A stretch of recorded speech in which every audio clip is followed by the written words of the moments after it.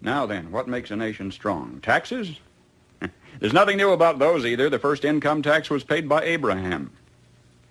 It was written on a rock by the hand of divinity and handed to Moses at the top of Mount Sinai. And you might want to remember this. It was at the flat rate of 10%. It promised the wrath of God on anybody who tampered with or violated that law. Christ was born in Bethlehem because Joseph was on his way to pay his taxes. Joseph was a relatively well-to-do landowner of the house and lineage of David. Yet the taxes exacted by Caesar Augustus were so exorbitant that he didn't have enough money left over to employ a trusted messenger for the mission, so though his wife was great with child, he made the journey himself. And Christ was born in Bethlehem because Joseph was on his way to pay his taxes. And Christ was born in a manger because there was a housing shortage when he got there. Our problems are not new. At Runnymede, the Magna Carta was handed to King John on the end of a sword, denying to royalty the right of unlimited taxation. Yet you know it was for us, the American people, to become the first in recorded history ever voluntarily to surrender our rights to private property. Oh, yes, we did. With an innocent-sounding constitutional amendment, the 16th, which says that Congress shall have the power to lay and collect taxes on incomes from whatever source derived, and we forgot to put any limit on the extent to which we could tax ourselves. Conceivably, we could be taxed out of all private property. We could be taxed not 70%, 80%, 90%, but 100%. We could awaken one morning and find that the government owns the farm and the house and the car and has a mortgage on the church, legally. Historically, whenever any nation has taxed its people more than 25% of their national income, initiative was destroyed and that nation was headed for economic eclipse. Presently, the American people are being taxed 33% of their total income. History says we'll roll forward on momentum for a little while, but we'd better get some more gas in the tank pretty quick. You see, ours is not the first, by George, good government to arise on the world stage. There have been several. Rome, and Spain, and Greece, and China, and each enjoyed about 150 years at its zenith. That's just about our time in the New World. And then each decayed away. Not one of them was ever destroyed by anybody else's marching legions. Each rotted away, morally, socially, culturally, economically, simultaneously. You know, one of the most cruel paradoxes of history is this. Because each was a good government, it bore bountiful fruit. And when it bore bountiful fruit, the people got fat. And when they got fat, they got lazy. And when they got lazy, they began to want to absolve themselves of personal responsibility and turn over to government to do for them things which traditionally they had been doing for themselves. At first, there appears to be nothing wrong in asking government to perform some extra service for you, but if you ask government for extra services, government, in order to perform its increasing function, has to get bigger, right? And as government gets bigger, in order to support its increasing size, it has to what? Tax the individual more, so the individual gets littler.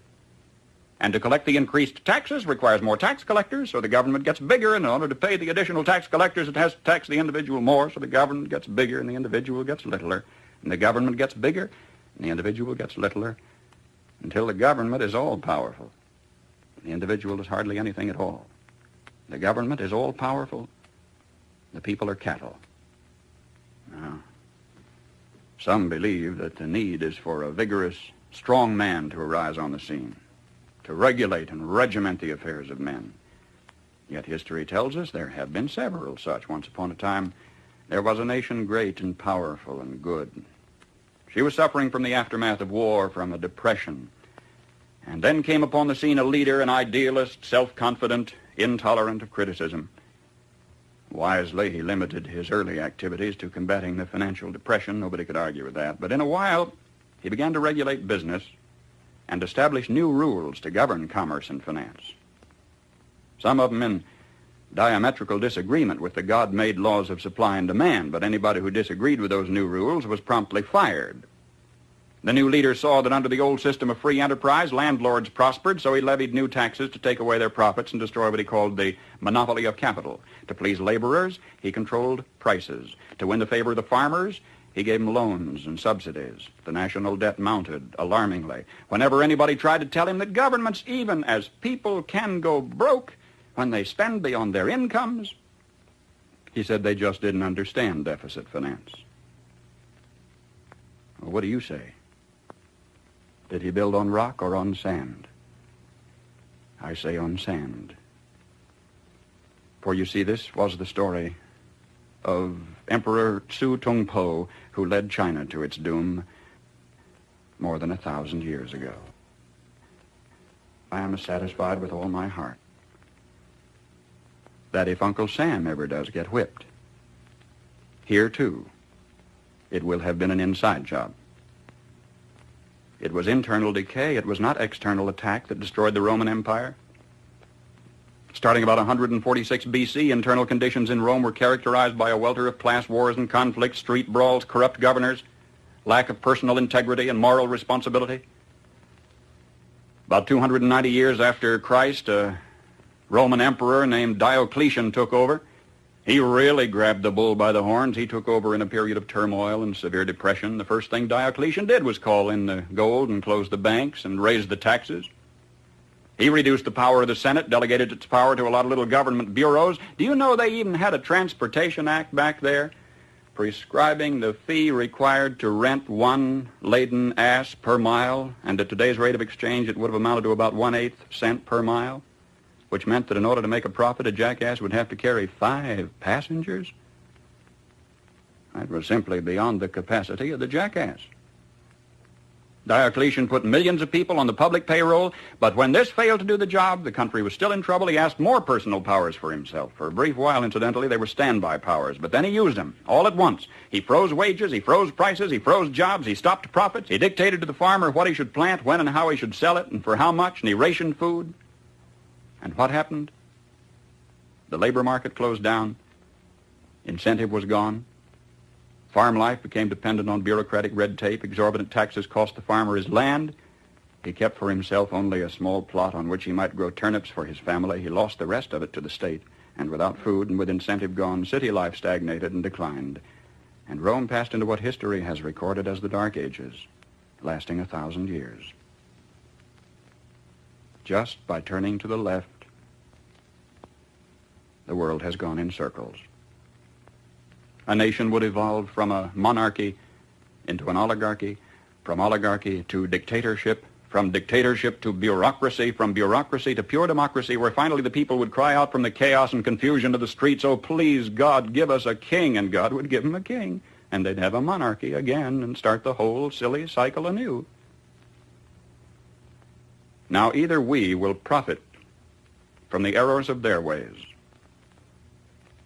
or it follows as the night the day, our children are going to have to relive the Dark Ages all over again. How come, after thousands of years of experiment, our new nation has come so far so fast? All this in less than 200 years.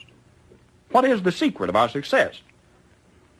Well, I think it had to do with a basic American's creed. Perhaps it never passed the pioneer's lips in this form, but if it had, I think he would have said something like this: I believe in my God, in my country, and in myself.